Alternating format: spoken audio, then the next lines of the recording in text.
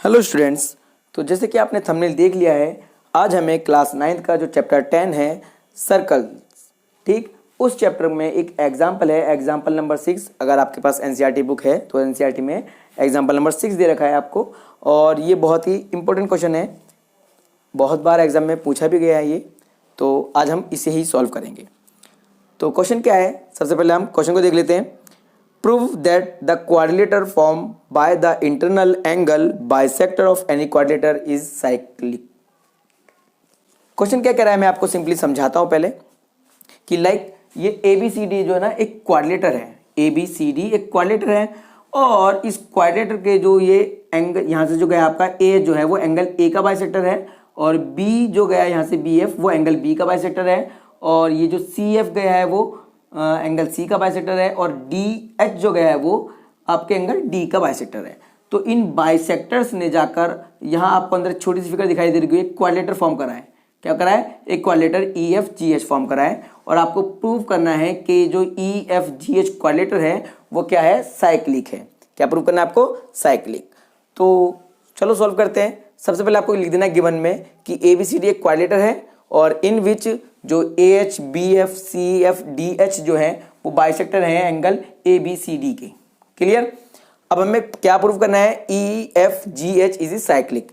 अब देखो साइक्लिक कब प्रूव करेंगे हम? साइक्लिक प्रूव करने के लिए, साइक्लिक उसे कहते हैं जिसके किन्हीं दो अपोजिट एंगल का सम 180 आ जाता है। क्या आता है? यानी अगर दो अपोजिट एंगल का सम, आमने सामने के एंगल का सम 180 आ जाए तो वो साइक्लिक हो जाता है। तो यहां पर हम प्रूव कर लेते हैं कि अगर हमने एंगल E को प्लस एंगल G, यानी angle E plus angle G अगर हम 180 ले आते हैं तो ये साइक्लिक प्रूव हो जाएगा। यानी ये एंगल E और ये एंगल G, अगर हमने ये दोनों एंगल को प्लस करने पर 180 ला दिया तो ये साइक्लिक प्रूव हो जाएगा। तो देखो कैसे करेंगे। सबसे पहली बात, अगर मैं आपसे कहूं कि एंगल, देखो ध्यान से, इस एंगल को और इस एंगल को ध्यान से देखो, इस एंगल को और इस एंगल को, कि ये दोनों वर्टिकली अपोजिट एंगल होंगे, नहीं होंगे?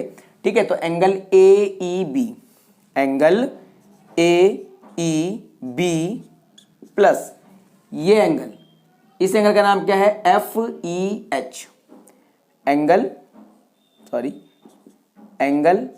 FEH, ये बराबर होंगे, इक्वल होंगे। क्यों इक्वल होंगे?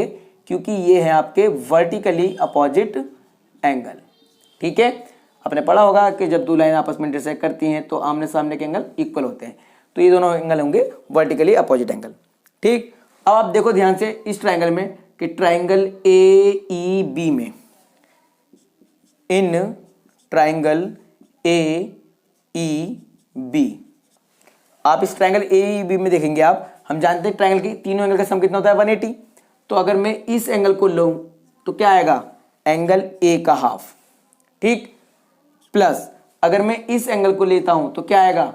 B का हाफ, एंगल A का हाफ, इसे लूंगा तो किसका आएगा?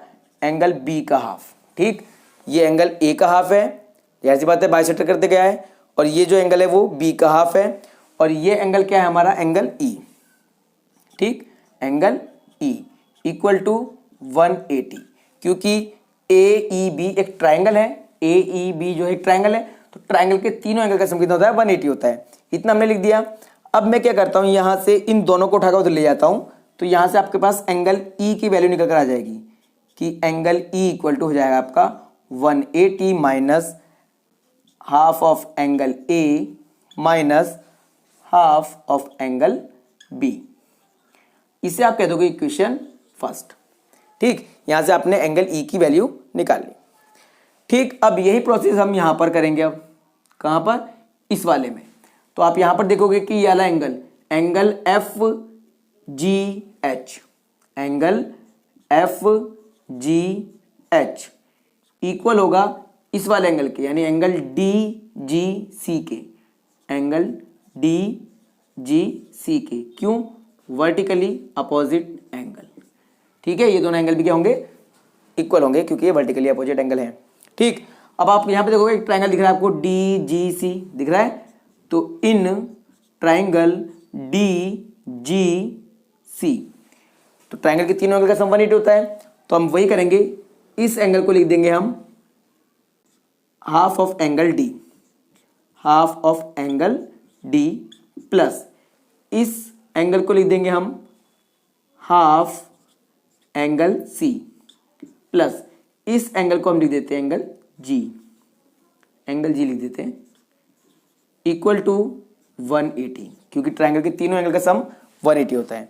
अब हमने क्या करना है, इन दोनों को उठाकर उधर ले जाना है। तो यहाँ से आपके पास एंगल जी की वैल्यू आ जाएगी कि एंगल जी इक्वल टू हो जाएगा 180 minus half angle D minus half angle C. ठीक, इसे हम कह देंगे इक्वेशन सेकेंड। ठीक है, अब आपको क्या करना है, इक्वेशन फर्स्ट को और इक्वेशन सेकंड को ऐड करना है, यानी adding equation first plus equation second, यानी दोनों को ऐड करना है। ध्यान रखना, जब लेफ्ट वाली साइड को लेफ्ट में प्लस करेंगे, राइट वाली को राइट में। तो लेफ्ट में यहाँ पर एंगल ई है और यहाँ पर एंगल जी है, तो यहाँ पर तो हो जाएगा एंगल ई और यहाँ पर एंगल जी। ठीक, ये दोनों हो गया इक्वल। अब इन वाली साइड को करेंगे तो पहले ये लिख देंगे हम 180 minus half angle A minus half angle B. ठीक है, ये लिख दिया। अब ये हिस्सा plus 180 minus half angle D minus half angle C. ठीक है, अब ये तो हम ऐसे रहने देंगे angle E plus angle G. ठीक, अब आप यहां पे देखोगे 180 कितना हो जाएगा 360। ठीक, अब देखो यहां पर आप देखो सब में 1/2 सब में कॉमन है, तो मैं माइनस का 1/2 सबसे कॉमन ले लेता हूं। तो देखो यहां पे क्या बचेगा एंगल ए। ठीक, अब ये माइनस तो कॉमन ले गया, यहां पे बचेगा plus angle B plus angle C या डी ले लो, तो पहले यहां पर डी है प्लस एंगल सी। ठीक, अब आप जानते हो कि ए बी सी डी एक क्वाड्रिलेटरल है, इसमें चार एंगल बनने हैं ए बी सी डी, तो इन चारों एंगल का सम कितना आएगा 180 आएगा। आएगा नहीं आएगा? तो आपको क्या लिख देना है angle E plus angle G equal to 360 minus 1/2। इन सब की जगह लिख सकता हूं मैं, क्योंकि चारों एंगल हैं क्वाड्रिलेटरल के, तो इनकी जगह लिख सकता हूं मैं 360।